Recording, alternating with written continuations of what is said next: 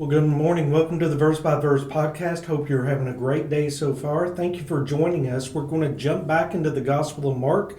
We're in Mark chapter 10 today, and we're going to look at verses 1 through 12 and see how Jesus reacts to a question of the Pharisees here on this occasion. Good morning, Noah. Take it away. Mark chapter 10, starting in verse 1. And standing up, he went from there to the region of Judea and beyond the Jordan. Crowds gathered around him again, and according to his custom, he once more began to teach them. And some Pharisees came up to Jesus, testing him, and began to question him whether it was lawful for a man to divorce his wife. And he answered and said to them, What did Moses command you? And they said, Moses permitted a man to write a certificate of divorce and send her away. But Jesus said to them, Because of your hardness of heart he wrote for you this commandment. But from the beginning of creation, God made them male and female. For this reason a man shall leave his father and mother, and the two shall become one flesh. So they are no longer two, but one flesh. What therefore God has joined together, let no man separate. And in the house the disciples began questioning him about this again, and he said to them, Whoever divorces his wife and marries another woman commits adultery against her. And if she herself divorces her husband and marries another man, she is committing adultery. So again, as we kind of open up this scene, up through chapter 9, in the last couple of chapters, we've been kind of looking at how everybody hadn't really come to a full understanding of who Jesus is.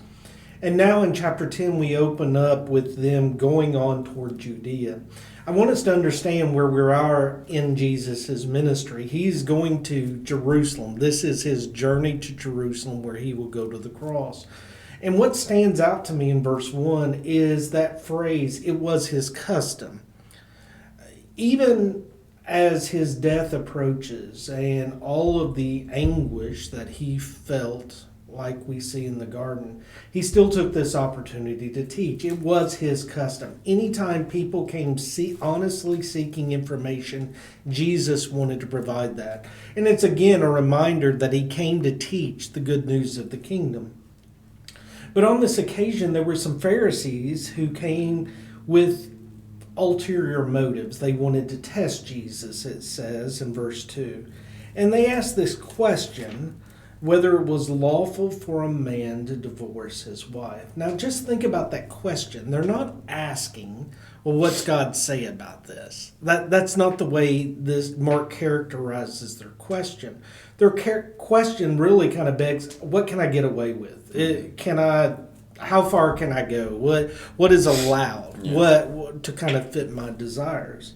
And Jesus' response is the appropriate response. He said, What did Moses command you? And I'm going to paraphrase that. It's kind of asking the question. The right answer is, well, what's God say about this? And they refer back to Deuteronomy 24, and they build their argument from that. But Jesus qualifies it and says, well, you know why God really gave Deuteronomy 24 and the instructions there? It's because of the hardness of your heart. God never ordered divorce for any reason. Fact is, his desire was for men and women who committed themselves to one another to remain faithful, be married until their death. Mm-hmm. But God permitted it under Moses because of the hardness of hearts. So he goes back even further than Moses. He goes back to Genesis chapter 2 and the original creation of this. And he talks about, in verse 6, God made them male and female for this reason. A man shall leave his father and mother, and the two shall become one flesh. So no longer two, but one flesh. And then his disciples follow up with asking more questions. So as I read this text, and I think about the Gospels as a whole, as I think about different teachings in the New Testament, why are there so many questions about marriage? Well, it's because often of our hardness of our hearts. Mm-hmm. Trying to dwell with someone and understanding is a difficult thing, so oftentimes this question keeps coming up over and over again. But why does God place such an emphasis? You know, they commit to one another and they leave father and mother, and no person should ever separate. Why does God place such an emphasis on that? I'm going to offer you three suggestions. First of all, back when he instituted the idea of marriage back in Genesis chapter 2, it was meant to be a blessing. It was meant to be a gift from God to man because he did not have a helpmeet. And I think one of the reasons marriage should be permanent is just a realization that we shouldn't spurn the blessings of God. We shouldn't reject the things that God gives us for our good. The second, when we read Ephesians chapter 5, our marriages are in some way to be a testimony to the world, a reflection of Christ and his church. Yeah. Verse 31 of Ephesians 5. For this reason, a man shall leave his father and mother and shall be joined together with his wife, and the two shall become one flesh. This mystery is great, but I'm speaking with reference to Christ and the church. Nevertheless, each individual among you also is to love his own wife, even as himself, and the wife must see to it that she respects her husband. Just like Christ in the church, probably better said, our husbands and wife relationship, our marriages are to be a reflection of Christ in the church.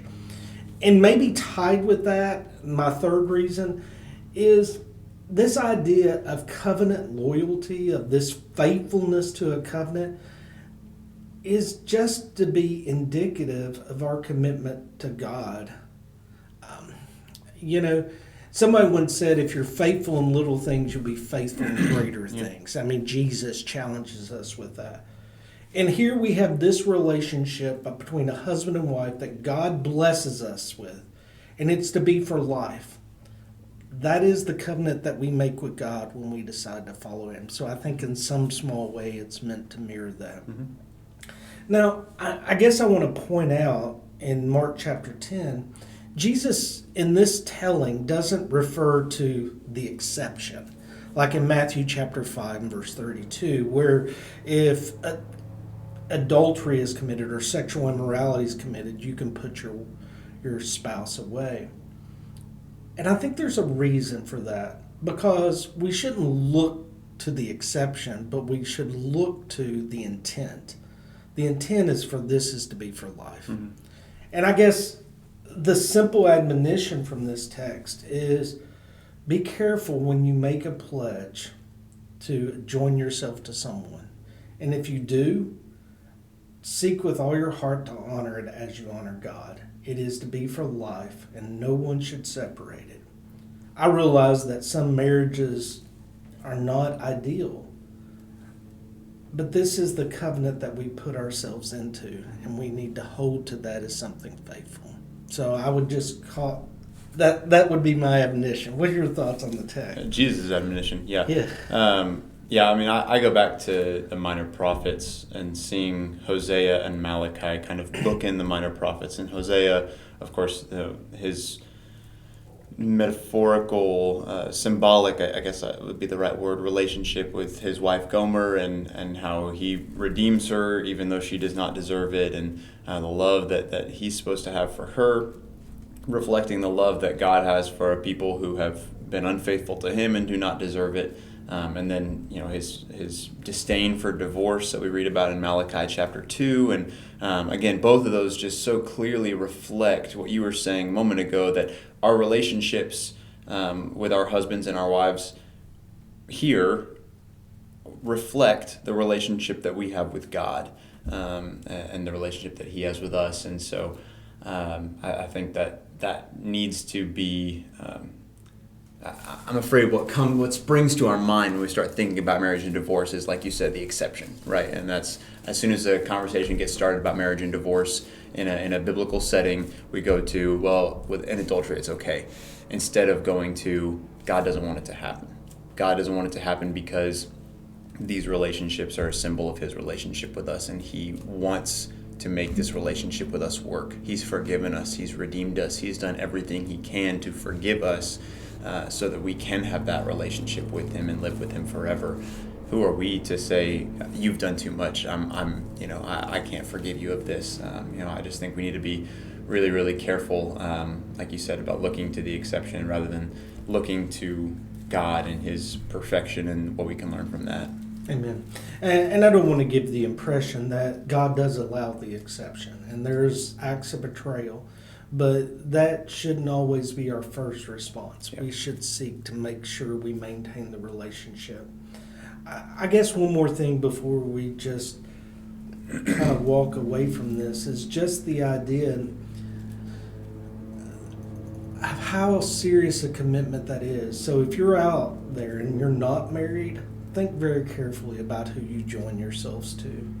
The reality is this: God intends this relationship to be for a lifetime, and you're going to seek to honor God. So while you have the opportunity and the ability, make sure you're as careful as you can as you try to join yourself to another. So, very serious words from Jesus. And I guess one more bonus material. I don't think this text, when we deal with these questions, we often talk about them really in terms of covenant and kind of legally binding kind of idea. I don't think marriage is meant to be, just kind of grit your teeth and bear it kind of situation. So don't only be faithful to the covenant, seek to love your spouse as yourself, honor them, and submit to them. God meant for it to be a blessing. It meant to be a joy for us. So try to submit your heart to that. If both sides fulfill the expectations given to them, it will be a beautiful thing. Absolutely. If women can submit and serve and help their husbands, and if husbands can love their wives as their own bodies, that will grow into a beautiful relationship. Amen. Well, I hope that helps you or challenges you today. Spend more time in the gospel. We'd encourage you this week. Hear about the words of Jesus. These are his words, not ours or anyone else's. He's the master. He's the one we need to listen to, and allow ourselves to be shaped into his image, to think more like he thinks and to act more like he acts. God bless. Thank you again for joining us at Verse by Verse. Hope you all have a great week.